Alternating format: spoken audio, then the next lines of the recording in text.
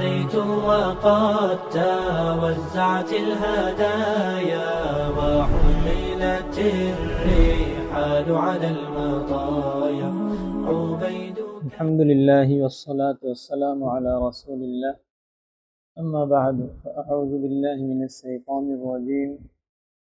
إذ قال ربك للملائكة إني خالق بشرا من طين فإذا سويته ونفخت فيه من روحي فقعوا له ساجدين فسجد الملائكة كلهم أجمعون إلا إبليس استكبر وكان من الكافرين قال يا إبليس ما منعك أن تسجد لما خلقت بيدي استكبرت أم كنت من العالين قال أنا خير منه خلقتني من نار وخلقته من طين।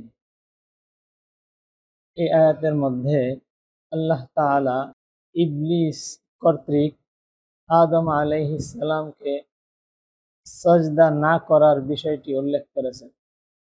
আল্লাহ নির্দেশ দিয়েছিলেন আদম আলাইহিস সালামকে সজদা করার, ইবলিস সেই হুকুমটি পালন করেনি। স্বাভাবিকভাবে আমরা জানি যে আল্লাহ তাআলার কোনো হুকুম কেউ যদি পালন করার ক্ষেত্রে অবহেলা দেখায়, তার থেকে ছুটে যায়, আহলুস সুন্নাত ওয়াল জামাআর এই ক্ষেত্রে সিদ্ধান্ত হলো যে শুধু কোনো আমল তার থেকে ছুটে গেলে বা কোনো আমল হুকুম পালন না করলেই সে কি হয়ে যায় না, কাফের হয়ে যায় না। ইবলিস কেন এই পর্যায়ের কাফের সাব্যস্ত হলো? এটা কি আসলে সজদা না করার কারণে?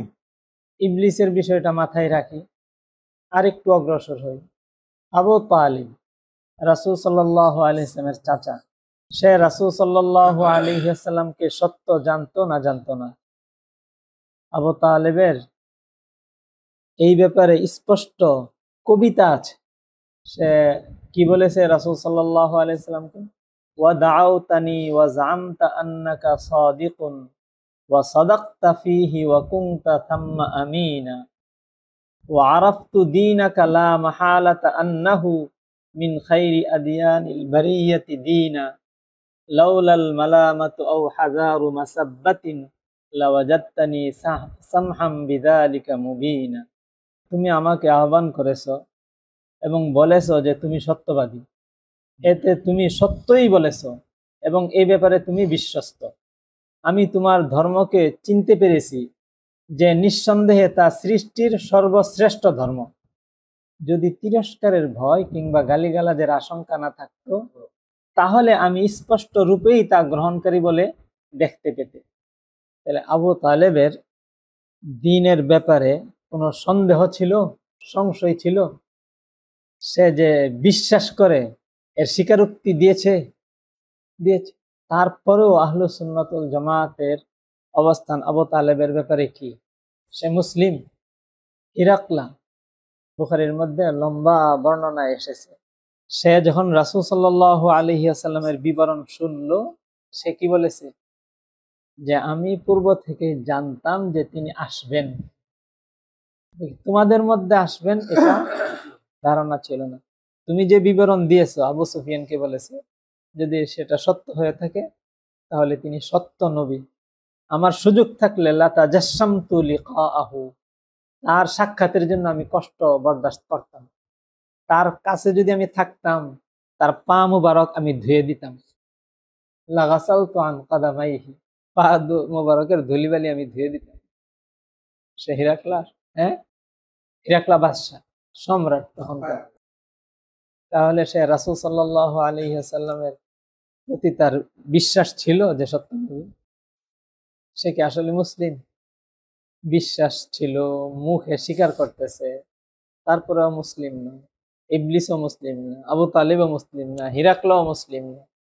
তাহলে এখন আমরা নিজেদেরকে মাপি, আমাদেরও তো বিশ্বাস আছে এবং মুখে কি করি? স্বীকার করি। তাহলে এই ক্ষেত্রে ইসলাম থেকে ছুটে যাওয়ার কোনো ওয়ে আছে কিনা? তাহলে ইসলামটা কি? লম্বা চড়া আলোচনায় না গিয়ে সংক্ষেপে যদি বলি, ইসলাম এই এই বিশ্বাস, স্বীকারোক্তি, এই সবগুলোর সাথে একটা বিষয়কে অপরিহার্য করে। সেটা কি? যে আমি এই বিষয়টিকে নিজের জন্য গ্রহণ করে নিলাম, এর আনুগত্য আমি স্বীকার করলাম। এটাকে আমি কি করে নিলাম? নিজের জন্য গ্রহণ করে নিলাম। ইবলিসের বিশ্বাস ছিল, কিন্তু সজদাকে নিজের জন্য গ্রহণ করেছে। আবু তালেবের বিশ্বাস ছিল, কিন্তু ইসলামকে নিজের জন্য গ্রহণ করেছে। হিরাক্লার বিশ্বাস ছিল, কিন্তু ইসলামকে নিজের জন্য গ্রহণ করেছে। যে সে আমি এটার আওতাভুক্ত হলাম, আমি এটা মানতে বাধ্য। যদি না মানা হয় তাহলে আমি অপরাধী হিসাবে নিজেকে কি মনে করব? লজ্জিত থাকব। এমন অবস্থানে নিয়ে গিয়েছে।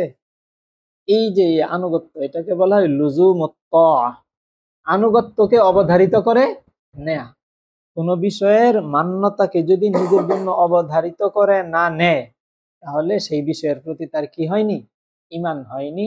ইসলামের বিধানগুলির ব্যাপারে কারো যদি অবস্থান এটা থাকে যে হ্যাঁ, এটাকে আমি ইসলামের বিধান হিসেবে জানি, মানি, শ্রদ্ধা করি, সম্মান করি, প্রশংসা করি, চর্চা করি, এটা প্রতিষ্ঠার জন্য সহায়তা করি, কিন্তু আমি নিজে এটাকে মানতে কি নয়? বাধিত নহি। এই অবস্থানে আমি নেই না, এখন নিজে মানতে বাধিত, আমি বাধ্য, এই অবস্থানে আমি পৌঁছিনি, তাহলে কি নয়? মুমিন নয়। আমাদের বর্তমান রাষ্ট্র ব্যবস্থায় রাষ্ট্রনায়করা যে অবস্থানটা গ্রহণ করে আছে, দুই ধরনের। একটা হলো পূর্ব থেকে এই রাষ্ট্রগুলোর মধ্যে ইসলাম এর বিধিবিধান বাস্তবায়িত আছে। এখন সে নিজেকে বলতেছে যে সেইগুলো পরিপূর্ণভাবে মানতে আমি কি নই? বাধ্য নই। সেগুলোর মধ্যে পরিবর্তনের আমার কি রয়েছে? সুযোগ রয়েছে।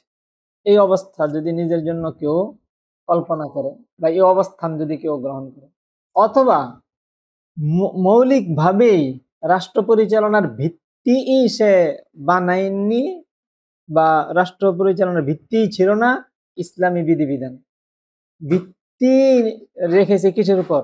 গণতন্ত্রের উপর, সমাজতন্ত্রের উপর, ধর্ম নিরপেক্ষতার উপর, সেকুলারিজমের উপর। ভিত্তি এটা যে হ্যাঁ, আমাদের এটা কোনো ইসলামী রাষ্ট্র নয়, এখানে ইসলামী বিধিবিধান বাস্তবায়নের কোনো বাধ্যবাধকতা আমাদের নেই। আমরা আমাদের সুবিধা মতো নিজেদের রচিত বা অন্যদের রচিত নিয়ম কানুন দিয়ে আমরা দেশ কি করব? পরিচালনা করব। এই অবস্থান যদি কারো থাকে, তাহলে সে কি নয়? ইসলামকে সে কি করলো না? গ্রহণ করলো। ইসলামকে সে গ্রহণ করেনি। এখন আপনি বলেন যে নামাজ তো পড়ে না। ইসলামের বিধানের ক্ষেত্রে বিষয়টা হলো যে সম্পূর্ণ বিধানকে কি করতে হবে? তার গ্রহণ করতে হবে। কোনো একটা বিধানকেও যদি কেউ কিনা করে, গ্রহণ না করে, তাহলে সে কোথায় রয়ে গেল? ইসলামের বাইরে রয়ে গেল, ইসলামের ভিতরে সে নেই। ইবলিস কি অনেকগুলো বিধানকে অস্বীকার করেছিল, গ্রহণ করতে অস্বীকার করেছিল? তো ইবলিসের কারণটা এটাই উল্লেখ করেছে যে এটা আমি মানতে পারি না। কারণ সে আবার কজ দেখিয়েছে, কারণ দেখিয়েছে, কারণ যাই দেখাক, কিন্তু তার মূল কারণ কি ছিল? সজদা না করা। এমনি স্বাভাবিকভাবে আপনি মনে করেন এক লোক ফজরের নামাজের সময় উঠতে পারলো না, বা স্বাভাবিকভাবে উঠতে পারে না, ব্যস্ততার কারণে ফজরের নামাজ তার প্রায়ই ছুটে যায়, পড়ে না, পড়া হয় না, তাকে কি বলবেন আপনি? পড়ে না ফজরের নামাজ, ইচ্ছাকৃত বা এমনি অলসতার কারণে বা অবহেলার কারণে। কিন্তু না পড়ে যে সে অপরাধ করতেছে, ভবিষ্যতে সে পড়বে, এই ধরনের মানসিকতা তার আছে। না পড়ার কারণে সে লজ্জিত, অনুতপ্ত, ভবিষ্যতে পড়বে এই কি আছে, তার একটা মানসিকতা আছে, কিন্তু তার পড়া হয়ে ওঠে না। কি বলবেন আপনি? কাফির আছে। আর একজন সব বিধিবিধান পরিপূর্ণ পালন করে, কিন্তু বলে যে ফজরের নামাজটা আমি পড়বো না, এটা আমার ভালো লাগে না, বলেন সে কি? সে কাফের। কারণ সে গ্রহণ করতে কি জানালো? অস্বীকার করলো। সে এটাকে পালন করা নিজের জন্য অবধারিত করে নেয়নি।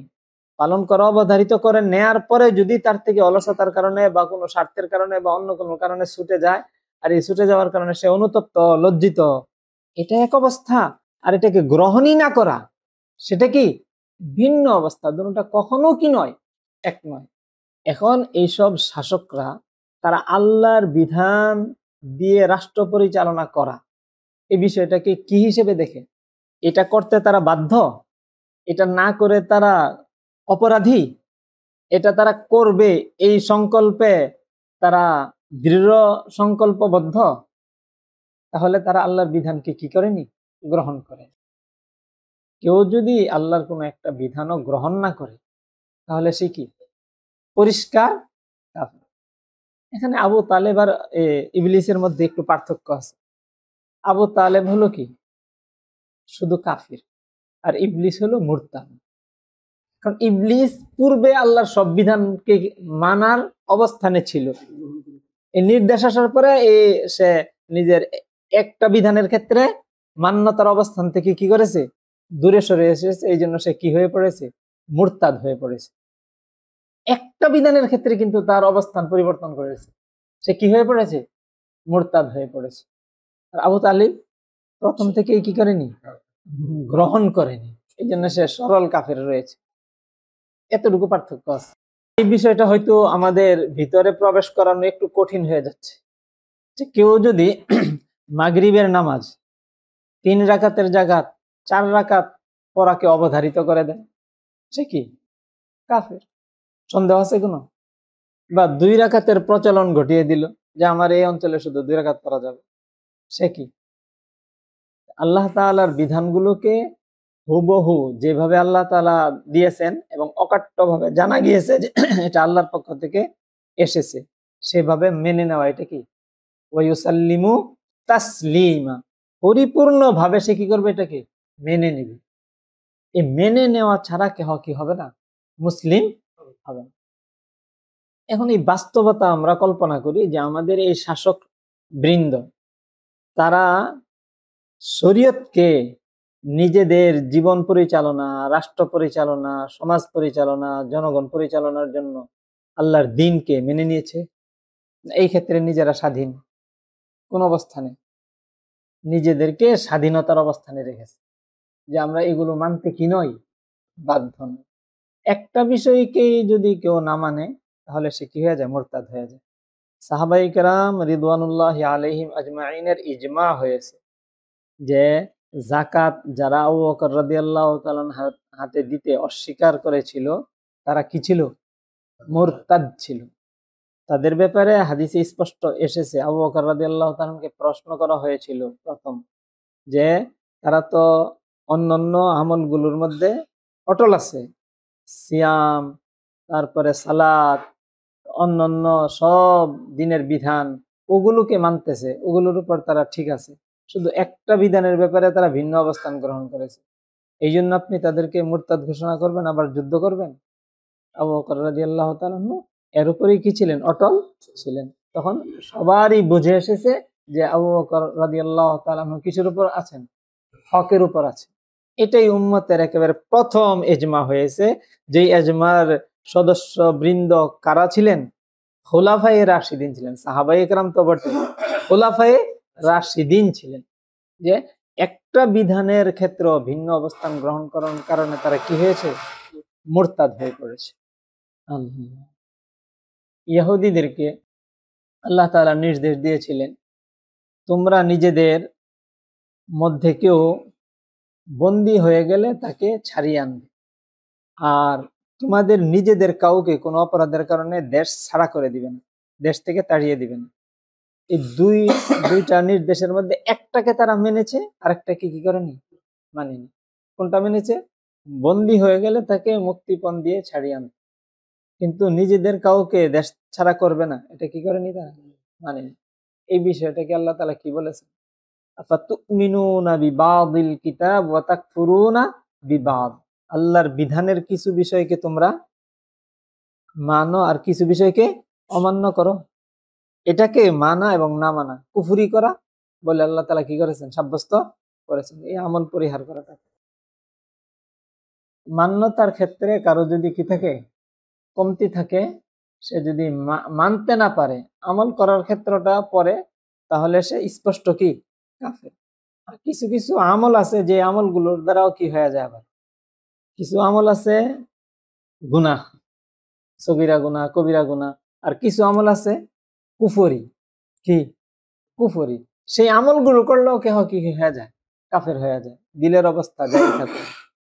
কেহ মূর্তিকে সজদা দিল, আর সে বলতেছে যে আমি নিশ্চিত জানি মূর্তিকে সজদা দেওয়া অন্যায়, অপরাধ, এটার কোনো কি নেই, সার্থকতা নেই, লাভ নেই, আমার এই পুরা বিশ্বাস ঠিক আছে, সে কি?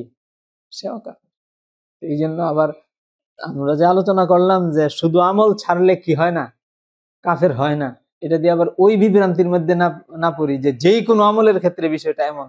কিছু কিছু আমল এমন আছে যে আমল ছাড়লে বা যে আমল করলে কি হয়ে যায়, লোক কি হয়ে যায়, কাফের হয়ে যায়। কিন্তু স্বাভাবিকভাবে ইবলিসের যে কাজটা সজদা না দেওয়া, কেউ যদি এক ওয়াক্ত নামাজ না পড়ে বা একটা রোজা না রাখে, আহলে সুন্নাহ ওয়াল জামাত তাকে কি কাফের বলে? তাহলে এখানে কাফের হওয়ার কারণটা কি ছিল? বিষয়টাকে গ্রহণ না করা, মেনে না নেওয়া। শরীয়তের যে কোনো বিধানের ক্ষেত্রে কারো অবস্থান যদি এটা থাকে যে সেটাকে মেনে নেয়নি, তাহলে সে স্পষ্ট কাফের। তার মধ্যে আর সম্পূর্ণ বিষয় পরিহারকারী, সম্পূর্ণ বিষয়কে অমান্যকারী, প্রত্যাখ্যানকারী ব্যক্তির মধ্যে মোটেও কি নেই, পার্থক্য নেই। আল্লাহ। তাহলে এখানে আমরা একটা উপসংহারে চলে আসতে পারি যে ইবলিস আদম আলাইহিস সালামকে সজদা করব না এই বলে আল্লাহর বিধান প্রত্যাখ্যান করেছে, তাই নয়? এই কারণে সে মুরতাদ সাব্যস্ত হয়েছে। এখন কোনো ব্যক্তি যদি বলে যে আমি আল্লাহ তাআলার এই 5টা হুকুম পালন করব না, পুরা দিন না, কি 5টা হুকুম কি করব না, পালন করব না। কেউ যদি লিখিত প্রতিজ্ঞা করে যে আল্লাহর এই হুকুমগুলো আমি পালন করব না, মুখে বলুক অথবা লিখিত কি করুক, প্রতিজ্ঞা করুক, লেখা তাকে দেওয়া হয়েছে, সে কি করেছে, এর স্বীকৃতি দিয়েছে। কেউ যদি এই শপথ করে, লিখিত প্রতিজ্ঞা করলো যে আমি আল্লাহর এই হুকুমগুলো পালন করব না, শপথ বাক্য পাঠ করে, কেহ যদি এইভাবে লিখিত প্রতিজ্ঞা করে যে আল্লাহর এই হুকুমগুলো তো আমি পালন করব না, কাউকে পালন করতে দেব না। কেউ লিখিত প্রতিজ্ঞা করলো এই হুকুমগুলো আমি নিজেও পালন করব না এবং অন্যদেরকে পালন করা থেকে বিরত রাখার জন্য আমার সামর্থ্যের সবটুকু দিয়ে চেষ্টা করব। কেউ যদি এটা লিখে দেয়, এই প্রতিজ্ঞা রক্ষা করা এটা আমার একটা পবিত্র দায়িত্ব, এখন যে এই সবগুলো কাজই করলো, তার বিধান কি হবে? এখন আমরা যদি আরো সুনির্দিষ্টভাবে, এটা একটু হেয়ালি মতো হয়ে গেল, তাই না? আমাদের যে শাসক বৃন্দ, তারা আল্লাহ তাআলার বিধানগুলোর ব্যাপারে, শরীয়তের হুদুদ, কিসাস, বিশেষভাবে সব বিধানের ক্ষেত্রেই তাদের অবস্থান কি অবস্থানে আছে না নেই? শরীয়তের ফরজ জিহাদের ক্ষেত্রে তাদের এই অবস্থান আছে না নেই? তারা এই জিহাদের ক্ষেত্রে তাদের ঘোষণা কি যে এই বিষয়ের উপর আমরা তো আমল করব না, এবং যারা কেউ আমল করতে চাইলে তাদেরকেও কি করব না, দেব না, এবং আমাদের সর্বোচ্চ শক্তি দিয়ে এদেরকে আমরা কি করব, প্রতিহত করব, এবং এই প্রতিহত করাটা এটা আমার পবিত্র দায়িত্ব, এটা আমার আমানত। এই স্বীকৃতি তাদের আছে না নাই? তারপরেও মুমিন, এইভাবে আল্লাহর বিধানকে প্রত্যাখ্যান করার পরেও মুমিন। মাগরিবের নামাজ পড়তে হবে না, তখন তো কতক্ষণ বসে জিকির করলেই নামাজ আদায় হয়ে যাবে, এই ঘোষণা যে যদি কেউ দেয়, তার ব্যাপারে আমরা কি ফাইসালা দেব? কি ফাইসালা হবে? স্বাভাবিক একজন মূর্খ মানুষকে জিজ্ঞেস করেন, সে মুসলিম, আল্লাহর কোন বিধান আল্লাহ তাআলা নির্দিষ্ট করে দিয়েছেন, সেই বিধানের পরিবর্তে সে বলতেছে এটা এখন আমাদের জন্য উপযোগী নয়, আমরা এটা করব, কি হবে? মুমিন থাকবে? প্রায়োগিক ক্ষেত্রে এসে এটা করলো, মুমিন থাকবে? ইন্নামান নাসিউ জিয়াদাতুন ফিল কুফরি, নাসি এটা কুফুরকে আরো বৃদ্ধি করা হলো। ঘটনাটা কি ঘটেছিল? আরবের মধ্যে, আরবের সাধারণ লোকদের, তাদের যুদ্ধের প্রতি আগ্রহটা অদমনীয় ছিল, অদম্য ছিল। যুদ্ধ না করলে কি লাগতো না, ভালো লাগতো না। হজের মৌসুমে সব একত্রিত হয়, বিভিন্ন কবিলা, বিভিন্ন গোত্র, বিভিন্ন জাতি গোষ্ঠী, এখন মারামারির তো একটা সময়, আর এই সময় আল্লাহ কি করে রেখেছেন কি আশরে হরম এখানে হয়ে আছে, কয়টা আসরে হরম? 4টা। যুলকাদা, যুলহিজ্জা, মুহাররম, রজব। এখন ওদের তো মাথায় কি উঠে যায়, রক্ত উঠে যায়। তখন তারা সিদ্ধান্ত নিল কি, হজের মানে এখানে নিকটবর্তী সময়, হজের পরেই তো এই যুদ্ধের পরিস্থিতিটা, এখনই তো হজের মধ্যে তো একটা পবিত্র কাজ করবে, এখন তারা যুদ্ধ করবে না। হজ শেষেই তো বাড়ি ফেরার পথেই তো যুদ্ধটা, ঝগড়াটা লাগে কখন? মজলিস ভাঙ্গার পরে না। প্রথম তো এসে এসে সবাই নিজ নিজ আনুষ্ঠানিকতায় কাজের মধ্যে জড়িত হয়ে যায়, ব্যস্ত হয়ে যায়। ঝগড়া লাগবে বাড়ি ফেরার সময়। বাড়ি ফেরার সময় কোন মাস? জিলহজ শেষ না, যুলহিজ্জা শেষ না, মুহররম। মুহররম তো কি হারাম মাস। এই জন্য ওরা নিয়ম করেছে এই বছর মুহররম আসবে সফরের পরে, সফর আসবে আগে। ইন্নামান নাসি, এই যে মুহররমকে কি করলো? পিছিয়ে দিল। ইহিল্লুনাহু আমান, মুহররম পিছিয়ে দেওয়ার কারণে এই হজের নিকটবর্তী সাথে সাথে সংলগ্ন মাসটা এটা হালাল হয়ে গেছে তাদের জন্য। যে এই বছর মুহররম কবে আসবে? পরে। সফর আসবে আগে। আবার গণনা ঠিক রাখার জন্য আগামী বছর আবার কি করতো? মুহররম আগে, সফর কি পরে। এইভাবে ইউহিল্লুনাহু আমান ওয়া ইউহাররিমুনাহু আমান, এক বছর এটাকে ঠিক রাখতো, আরেক বছর এটাকে কি করতো? পিছিয়ে দিত। আল্লাহর গণনাটা তো আবার ঠিক রাখতে হবে। দেখেন এখানে তারা কি করেছে, মানে আল্লাহ তাআলার দেওয়া বিধান যে হারাম মাসের, এই বিধানটাকে তারা অস্বীকার করেনি। হারাম মাসকে তারা সম্মান করেছে, যে হারাম মাস বছরে কয়টা থাকবে? 4টা থাকবে, এবং মুহররম হারাম হারামই থাকবে। মুহররমকে তারা কি করে নাই? হালাল করে নাই। কি করছে? মুহররমকে সম্মানের সাথে পিছাইয়া দিছে। দেখেন আল্লাহর প্রতি তারা কত অনুগত, মানে আল্লাহ তাআলার বিধান পালনের ব্যাপারে তারা কত আন্তরিক। কি আন্তরিক? যে আল্লাহর হারাম মাসকে তারা কি করে নাই? হালাল করে নাই। শুধু হারাম মাসটাকে একটু কি করছে? পিছিয়ে দিছে। সেই ক্ষেত্রে ডঙ্কে কি চোট, যারা নাকি নির্দ্বিধায় একেবারে নিঃসংকোচে আল্লাহ তাআলার বিধানগুলোকে যাচ্ছে তাই পরিবর্তন করতেছে, এটাকে প্রতিহত করতেছে, এগুলিকে অস্বীকার করতেছে, এগুলিকে অযৌক্তিক বলতেছে, তাদের অবস্থানটা কোথায়? তারা কুফরের মধ্যে বৃদ্ধি করেনি, জিয়াদাতুন ফিল কুফর। এই যে পরিবর্তনটা, এটা আগে কাফেরদের কুফরিটা কি ছোট কুফরি ছিল না বড় কুফরি ছিল? মুশরিকদের কুফরিটা ছোট ছিল না বড় ছিল? এখন এই পরিবর্তনটাকে আল্লাহ তাআলা বলছে ওই আগের শিরিকের কুফরির সাথে সেটাকে শিরিকের কুফরিটাকে আরো বৃদ্ধি করা হলো। তাহলে বৃদ্ধি করা হয় কোন বস্তুর মধ্যে মূল বস্তুর সমশ্রেণী দিয়া না ভিন্ন শ্রেণী দিয়া? বুঝাইতে পারিনি। একটা জিনিস বাড়ে তার সমশ্রেণী অতিরিক্ত হলে না ভিন্ন কিছু অতিরিক্ত হলে সেটা বাড়লো। এক জায়গায় মধ্যে 2 কেজি দুধ রাখা আছে, এটা 2.5 কেজি হবে, আর আধা কেজি পানি দিয়ে দিলে 2.5 কেজি দুধ হবে। এটা তো ভণ্ডামি একটা। আরো যদি আধা কেজি দুধ তার সাথে সংযুক্ত করা হয় তাহলে কয় কেজি দুধ হলো? 2.5 কেজি দুধ হলো। তো এটা স্বাভাবিক স্বীকৃত বিষয় যে কোনো বস্তু তার বৃদ্ধি হয় তার সমশ্রেণী দিয়ে। তো পূর্বে কাফেরদের মধ্যে কুফরি ছিল কোন প্রকারের? কুফরে আকবর না কুফরে আসগার? আল্লাহ তাআলা বলতেছেন যে ওই কুফরে আকবরের সাথে অতিরিক্ত কুফর, তাদের কুফর আরো বৃদ্ধি পেয়েছে কি দিয়ে? এই পরিবর্তন দিয়ে। নাসিউ জিয়াদাতুন ফিল কুফর। কোন কুফরটা তাদের বৃদ্ধি পেয়েছে? আগে কোন কুফর ছিল তাদের মধ্যে? এই কুফরে আকবর, এই যে কাজের মধ্যে পরিবর্তন করলো আল্লাহর বিধানের মধ্যে, এটাই কুফরি। এখন এই শাসক বৃন্দ আসলে শুধু এই পরিবর্তনের মধ্যে কি নয়, তারা ক্ষান্ত নয়, মূলত আল্লাহর বিধানকে তারা মানতে নিজেরা বাধ্য, এই বিষয়টাই কি তারা মানে। আফা হুকমাল জাহিলিয়াতি ইয়াবগুন ওয়া মান আহসানু মিনাল্লাহি হুকমান লিকাওমি ইউকিনুন। একটা হলো আল্লাহর হুকুম, আর একটা হলো কিসের হুকুম? জাহিলিয়াতের হুকুম।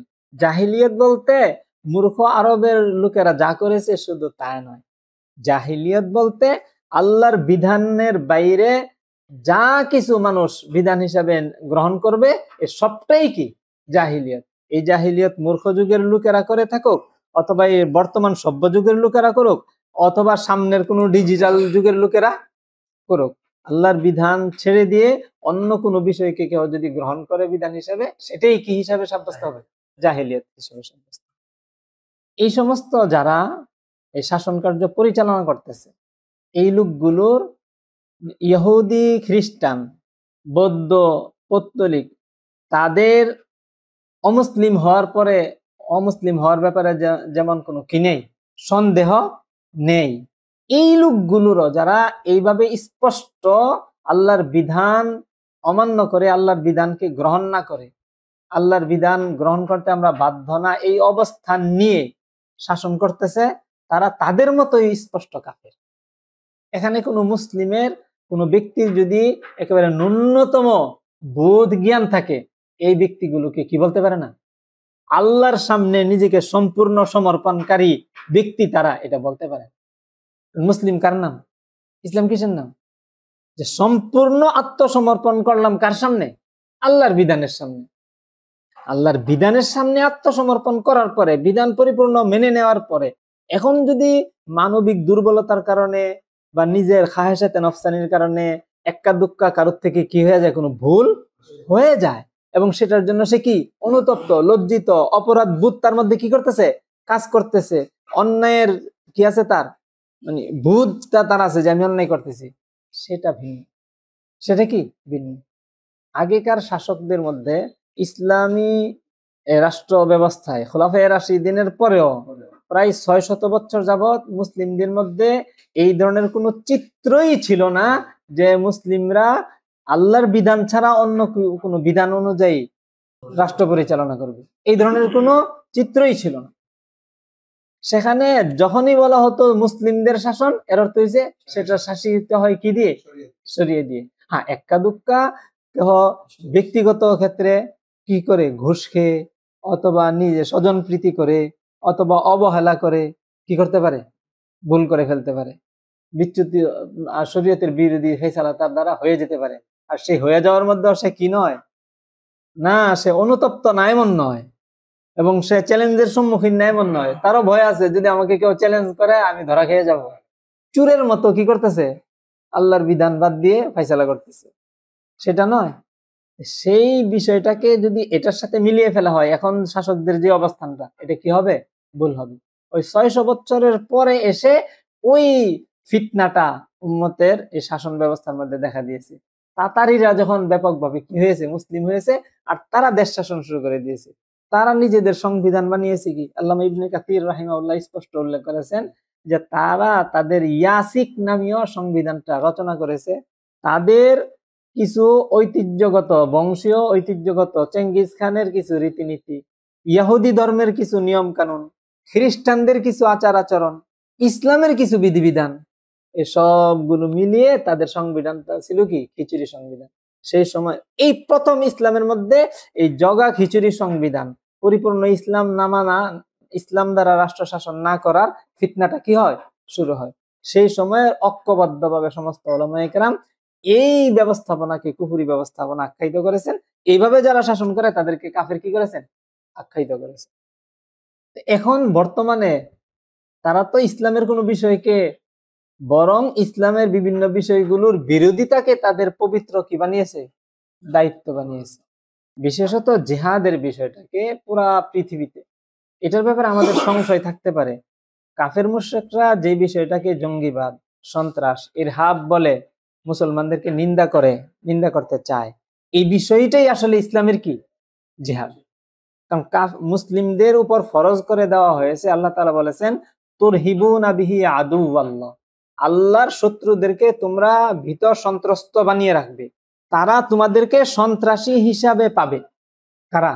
আল্লাহওয়ালারা না আল্লাহর শত্রুরা? যাকে তুমি সন্ত্রস্ত করে রাখবে সে তোমাকে সন্ত্রাসী হিসাবে পাবে না। এই কাফেরদের জন্য সন্ত্রাসী হয়ে থাকা, আল ইরহাবু ফরিদা, এটা আল্লাহর পক্ষ থেকে দেওয়া ফরজ। এটা কার জন্য আতঙ্ক? এই মুসলিম, আল্লাহর শত্রুর জন্য। চুরের জন্য পুলিশ, সৎ পুলিশ, সে কিসের বিষয়? আতঙ্কের বিষয় না আনন্দের বিষয়? বন্ধু না শত্রু? এখন পুলিশ তার এই অবস্থানটা যে চুর, সন্ত্রাসী, ডাকাত, তাকে কি জানে? সন্ত্রাসী জানে, মানে তাকে দেখে ভয় পায়, তাকে দেখলে তার ত্রাস সৃষ্টি হয়, ভয় সৃষ্টি হয়। এই অবস্থানটা পুলিশের জন্য এটা কি তার কর্তব্যের ভিতরে পড়ে? এটা তার সদ্গুণ হিসাবে বিবেচিত হবে? তার এটা ভালো অবস্থান না এটা তার জন্য ঘৃণিত অবস্থান? তাকে দেয়ই তো হয়েছে এই কাজের জন্য, কিন্তু যদি উল্টো হয়, যে চোর, ছিনতাইকারী, চাঁদাবাজ, ডাকাত, তাদের সাথে তার সুসম্পর্ক, তারা তাকে ভয় পায় না, বরং সে তাদেরকে শেল্টার দেয়, তাদেরকে আশ্রয় দেয়, আরো খোঁজ দিয়ে দেয় যে অমুক জায়গায় এটা আছে, অমুককে ধরো। আবার পরে তার কাছে বিচার নিয়ে আসলে বিচারের নামে প্রহসন করে, তাহলে সে কি পুলিশের দায়িত্ব পালন করতেছে? একজন মুসলিমের জন্য কাফেরের দৃষ্টিতে কি হয়ে থাকা, শত্রু থাকা, সন্ত্রাসী থাকা, এটা কি তার ফরজ। এই জন্য সে সন্ত্রাসী বলবে, এটাই স্বাভাবিক নয়?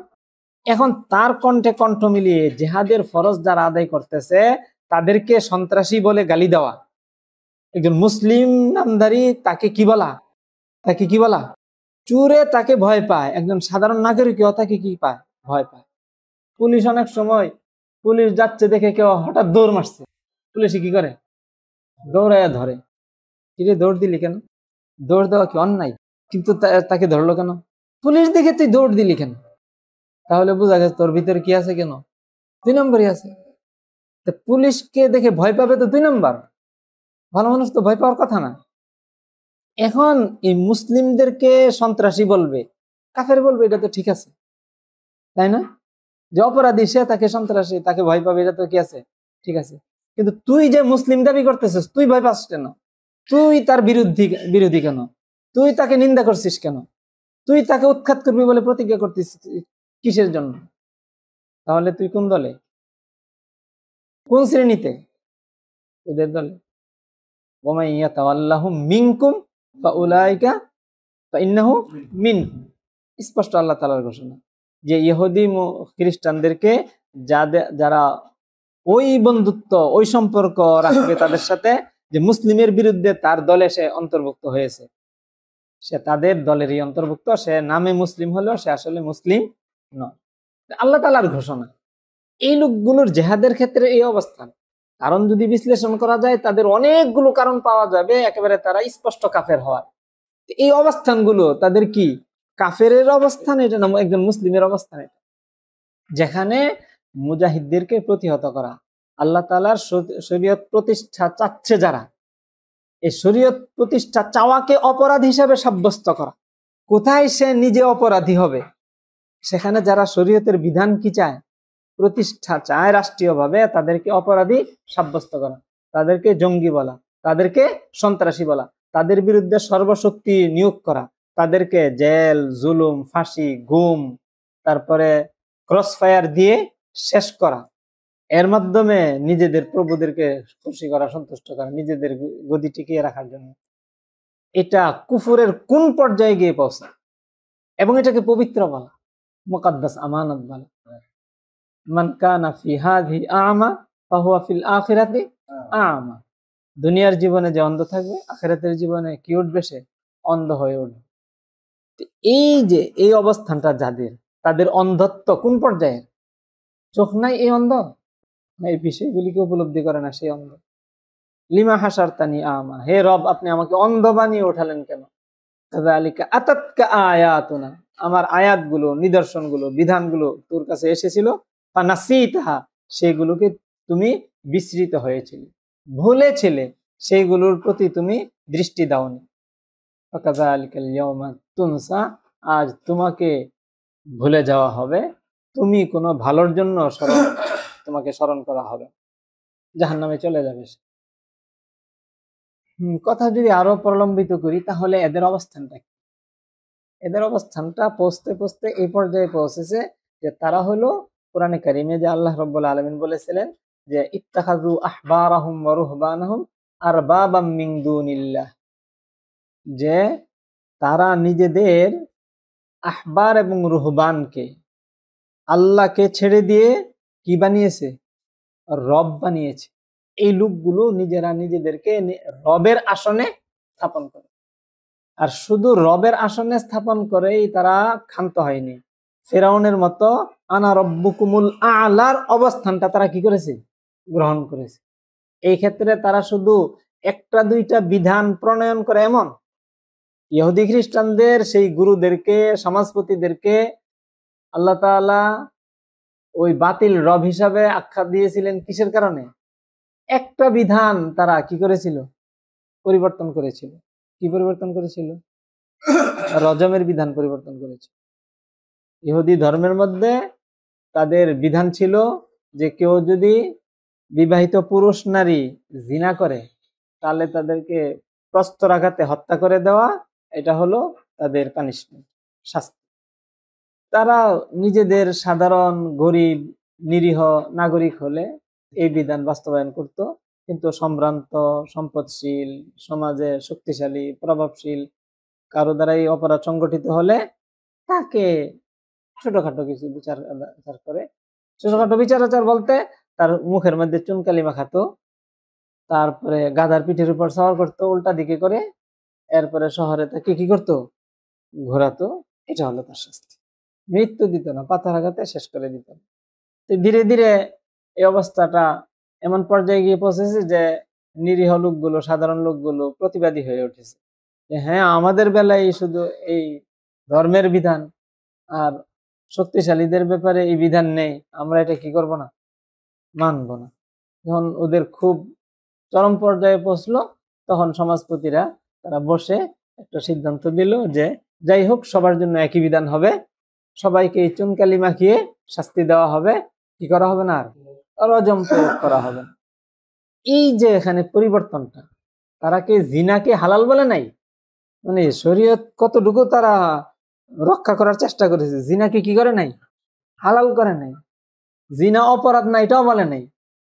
অপরাধের শাস্তির মধ্যে একটু কি আনছে, পরিবর্তন করেছে, নিজেদের সামাজিক বিশৃঙ্খলা কি করার জন্য, দূর করার জন্য, সমাজটাকে সুন্দর মতো পরিচালনার জন্য তাদের প্রয়োজন বিধানের মধ্যে একটু পরিবর্তন আনছে।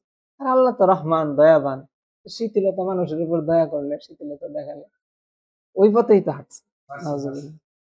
এটাই তো আল্লাহ তাআলা বলেছেন যে তাদেরকে কি বানিয়ে ফেলেছে, রব বানিয়ে ফেলেছে। ওরা তো রব বানিয়েছে এক ধরনের, তাদের মধ্যে কি ছিল, তারপরেও যখন তাদেরকে আল্লাহর কসম দিয়ে জিজ্ঞাসা করা হয়েছে যে আসলে কি তোমাদের ধর্মীয় বিধান এটা, তারা স্বীকার করছে যে আসলে ধর্মীয় বিধান এটা আমাদের একটা কি দুর্বলতা। তারপরেও তারা কিন্তু রব হিসাবে সাব্যস্ত হয়েছে। আর যারা এখন এটাকে নিজেদের অধিকার বলে, যে বিধান প্রণয়ন এটা এই লোকদের কি অধিকার, তারা কোন পর্যায়ের কি রব। আর এই অধিকার তারা লাভ করেছে কোত্থেকে? জনগণ থেকে।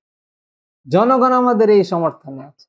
তাহলে এখানে আল্লাহর সার্বভৌমত্বের পরিবর্তে, আল্লাহর কর্তৃত্বের পরিবর্তে তারা কর্তৃত্বশীল বানিয়েছে কোটি কোটি জনগণকে।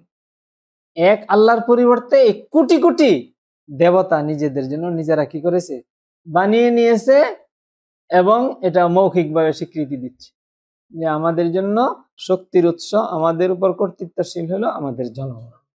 স্পষ্ট বক্তব্য যে জনগণের চাহিদা অনুযায়ী আমরা এটা করি, জনগণ চায় না বলে এটা করি না, জনগণ এমন চায় বলে এটা করি। এগুলোই তাদের প্রতিনিয়ত, প্রতি মুহূর্তে, প্রতিটা পদক্ষেপে, প্রতিটা কর্মে তাদের মুখের বলি। যেখানে একজন মুসলিমের প্রতিটা ক্ষেত্রেই কানা ইয়াযকুরুল্লাহ কুল্লা হিনিন, রাসূল সাল্লাল্লাহু আলাইহি ওয়াসাল্লাম প্রতিটা মুহূর্তে আল্লাহর নাম নিতেন, আল্লাহকে স্মরণ করতেন। প্রতিটা ক্ষেত্রেই কার সাহায্য চাইতেন? আল্লাহর সাহায্য চাইতেন, আল্লাহর দোহাই দিতেন, আল্লাহর আশ্রয় চাইতেন, আল্লাহর কথা বলতেন, তাই নয়? আর এই ক্ষেত্রটাকে তারা পরিবর্তন করছে কি দিয়ে? জনগণ দিয়ে। এটা বক্তব্যেও বাস্তবেও সর্বক্ষেত্রেই তারা এটাকে প্রতিস্থাপন করেছে আল্লাহর জায়গায়। রব্বু এখানে ফিরাউনের মতো অন্য কোনো কিছুকে এখানে আর তারা কি করে না, এখন আর সহ্যই করে না। ভিন্ন কিছুকে, আল্লাহর পক্ষ থেকে কিছু আসলেও সেটাকেও তারা তাদের এই ব্যবস্থার জন্য দ্রোহ মনে করে, বিদ্রোহ মনে করে। সেটাকে ওই বিদ্রোহ দমনের মতো এটাকে দমনের জন্য তারা সর্বকিছু বিনিয়োগ করে। তারা আল্লাহর কোন পর্যায়ের শত্রু হয়ে দাঁড়িয়ে আছে। তারপর আবার ধোঁকা দেয়, কিছু সালাত, কিছু সিয়াম, কিছু যাকাত, মুসলিমদের সাথে কিছু বাহ্যিক তামাশাগত মিল রেখে। এদের কুফুরের ব্যাপারে কোনো কি নেই, সন্দেহ নেই।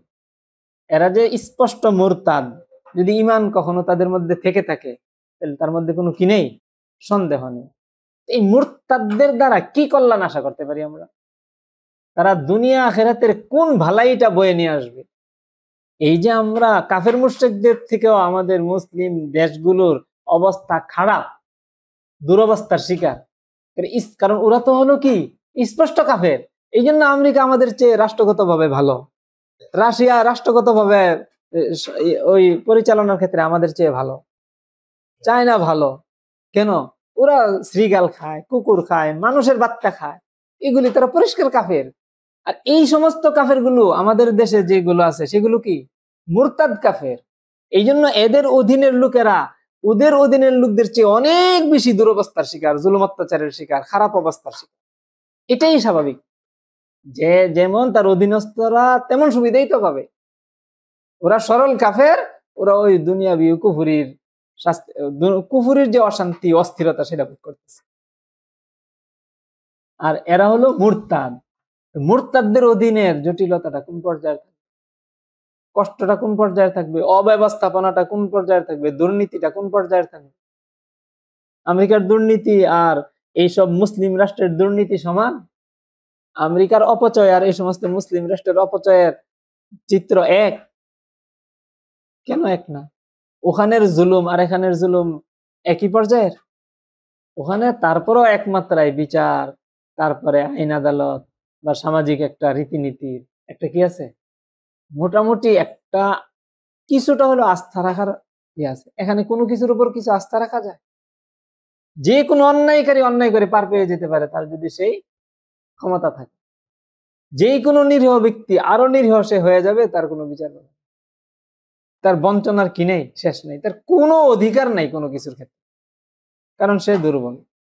সেখানে কিন্তু দুর্বলদেরও কি আছে, বরং দুর্বলদের জন্য আরো বিভিন্ন সংস্থা আছে, বিভিন্ন ধরনের ইয়ে আছে, সাহায্যকারী শক্তি আছে তাদের, যে কোনোখানে তারা এটার একটা আশ্রয় পায় মোটামুটি। এখানে আপনি পাবেন বরং দুর্বল হওয়া আরো বড় অপরাধ। দেখেন, এটা মুরতাদদের আর কাফেরদের ব্যক্তিগত পার্থক্যের কারণে তাদের কর্মকাণ্ডের প্রভাবটাও এইভাবে প্রকাশ পাচ্ছে। তাহলে এরা রব হিসাবে নিজেদেরকে কি করলো, প্রতিস্থাপন করলো। এরা শুধু আসলে কাফের মুরতাদ এই পর্যায়ে থেকে যায়নি, তারা আল্লাহর সাথে নিজেকে অংশীদার সাব্যস্ত করে ফেলল। শাসন বা নিয়ম নীতি জীবন ব্যবস্থা দেয়ার মালিককে ছিলেন আল্লাহ। সেই ব্যবস্থার প্রবর্তনকারী, সেই ব্যবস্থা নির্ধারণকারী এর মালিক তারা কি হয়ে পড়েছে, নিজেরা হয়ে পড়েছে। এইভাবে নিজেদেরকে তারা নিজেরা রবের আসনের মধ্যে বসিয়েছে। এই জন্য নির্দ্বিধায় আল্লাহ যেগুলোকে হারাম করেছিলেন এগুলোকে তারা কি করে ফেলেছে, হালাল করে ফেলেছে। তারা রাষ্ট্রীয়ভাবে এগুলোর কি দিয়ে দিয়েছে, অনুমোদন দিয়েছে। সুদ আল্লাহ তাআলা এর সাথে যুদ্ধ ঘোষণা করেছিলেন, তারা এটাকে বৈধ করে ফেলেছে। জিনা এটা আল্লাহ তাআলা কি করেছেন, শাস্তিযোগ্য দণ্ডনীয় অপরাধ হিসেবে আল্লাহ তাআলা নির্ধারণ করেছেন, এটার তারা লাইসেন্স দিয়ে দেয়। মদ হারাম করেছেন আল্লাহ তাআলা, এটার তারা কি দিয়ে দেয়, রাষ্ট্রীয়ভাবে লাইসেন্স। আল্লাহ তাআলা ফরজ করেছেন জিহাদকে, অমুসলিমদের বিরুদ্ধে জিহাদ করা এটা কি ফরজ। কাফেরদের সাথে শত্রুতা থাকা এটা কি ইমানের অংশ, ইমানের অংশ না? সেটাকে তারা কি বানিয়েছে, আরে কাফেরদেরকে অনুগ্রহ করা, জুলুম না করা সেটা এক বিষয়, আর তাদের সাথে বন্ধুত্ব রাখা, ইসলামের বিরুদ্ধে তাদের সঙ্গ দেওয়া সেটা কি ভিন্ন বিষয়। তারা এইগুলোকে কি বানিয়েছে, এই কাফেরদের সাথে বিরুদ্ধে যুদ্ধ করার এই ফরজ বিধানকে তারা কি করেছে, রাষ্ট্রীয়ভাবে হারাম করেছে, সন্ত্রাসী কাজ কর্ম হিসেবে আখ্যা দিয়েছে। তারা রাষ্ট্রদ্রোহিতা তারা এটাকে বানিয়েছে।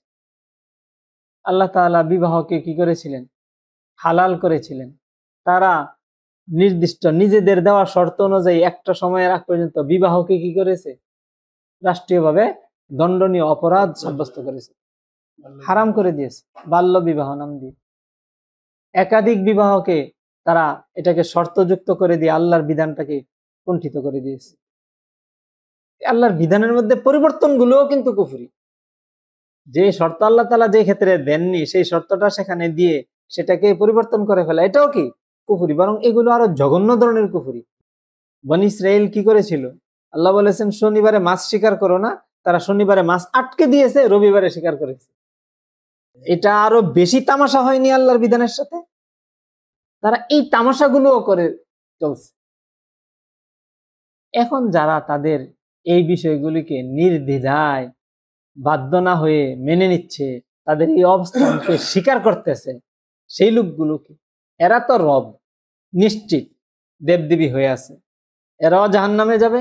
এখন এদের এই অবস্থানটাকে যারা নির্দ্বিধায় মেনে নিচ্ছে, বাধ্য না হয়েও তাদের শরণাপন্ন হচ্ছে, তাদের এটার মধ্যে কোনো সমস্যা মনে করতেছে না, এই লোকগুলো হলো এই মাহকুম, এই শাসিত এই লোকগুলো হলো দাওয়াফাত তালিব ওয়াল মাতলুব, তালিব, এই দুটো গ্রুপ জাহান্নামে। হ্যাঁ, বাধ্য হয়ে কেউ যদি যায় বা সরাসরি কুফরে জড়িত না হয়, সেটার ব্যাপারে বিশ্লেষণ আছে ফুকাহে কেরামের। কিন্তু যারা এই বিষয়গুলোর প্রণয়ন করতেছে, তাদের ব্যাপারে কোনো কি নেই, বিশ্লেষণ নেই, যে সে তার বুধ বিশ্বাস কেমন, সে বাধ্য হয়ে করতেছে না কি করতেছে। যেমন মূর্তি পূজা করলে, মূর্তি পূজারও একটা পর্যায়ে আছে, আর এই বিষয়গুলো কথা এখন এতটুকু এই আজকের আলোচনা শেষ করে দিচ্ছি। দেন আল্লাহ কিতাবদেরকে আল্লাহ তাআলা বলেছিলেন যে আল্লাহ না'বুদা ইল্লাল্লাহ ওয়ালা নুশরিকা বিহি শাইআন ওয়ালা ইয়াত্তাখিযা বা'দুনা বা'দান আরবাবাম মিন দুনিল্লাহ, যে একে অপরকে আল্লাহ ছেড়ে আমরা কি করব না, রব বানাবো না। তা স্বাভাবিকভাবে আসলে ইহুদিরা রব বানানোর অর্থ আমরা মনে করি কারো সামনে সাজদা দেওয়া, তাই নয়? ইহুদিরা কি আসলে সাধারণত, খ্রিস্টানরা, ইহুদিরা, পূর্ব যুগের আহলে কিতাবরা, তারা কি সাধারণত আল্লাহ ছাড়া অন্য কারো সজদা দেওয়ায় অভ্যস্ত ছিল? কিন্তু আচরণ হিসাবে আল্লাহ তাআলা উল্লেখ করেছেন কি, যে আচরণ চলমান ছিল তোমাদের মধ্যে, একজনকে আরেকজনে কি বানানোর, আল্লাহকে বাদ দিয়ে অন্যকে রব বানানোর, সেটা চলো আমরা কি করি, সবাই মিলে পরিহার করি। এটা যে আসলে অনুচিত, অন্যায়, এটা যে আসলে অবাস্তব, যে মানুষ মানুষের কি হয়ে যাবে, রব হয়ে যাবে, এটাকে চলো আমরা পরিহার করি। তাহলে তাদের মধ্যে প্রচলনটা ছিল কিসের, রব বানানোর।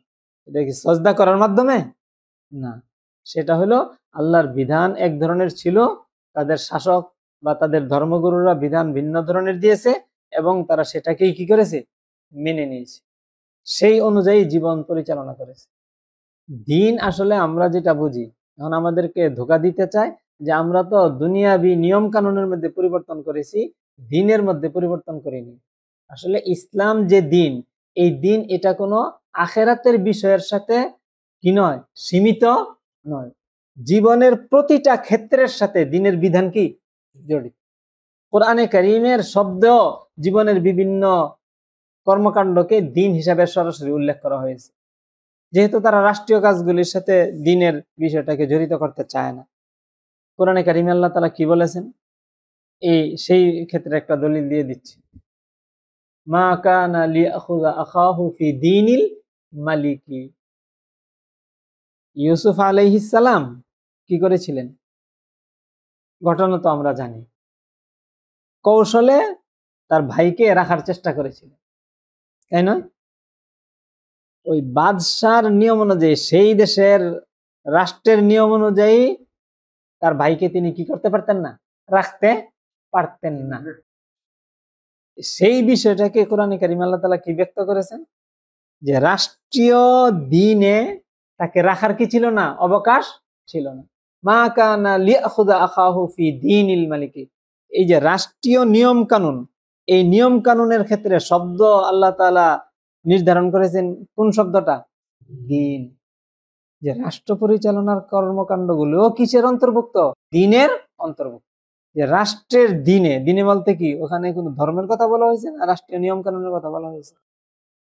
চোরকে চুরি করলে কি শাস্তি দিবে, তাকে কি বন্দি করে রাখবে, না তার থেকে দ্বিগুণ কি করবে, জরিমানা নিবে। এইটা কি ছিল, মানে কোন ইবাদত বন্দেগী, পূজা অর্চনার মতো কাজ না, এটা রাষ্ট্রীয় একটা নিয়ম, একটা দণ্ড।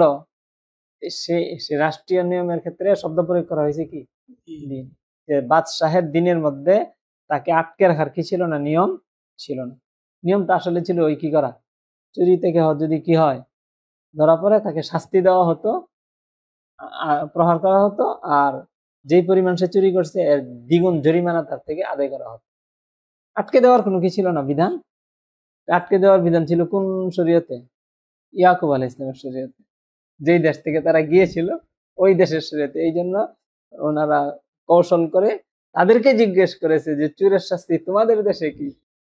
তখন যখন বলেছে যে এটা, তখন সেই হিসেবে তাদের স্বীকারোক্তি অনুযায়ী তাকে আটকে রেখেছে।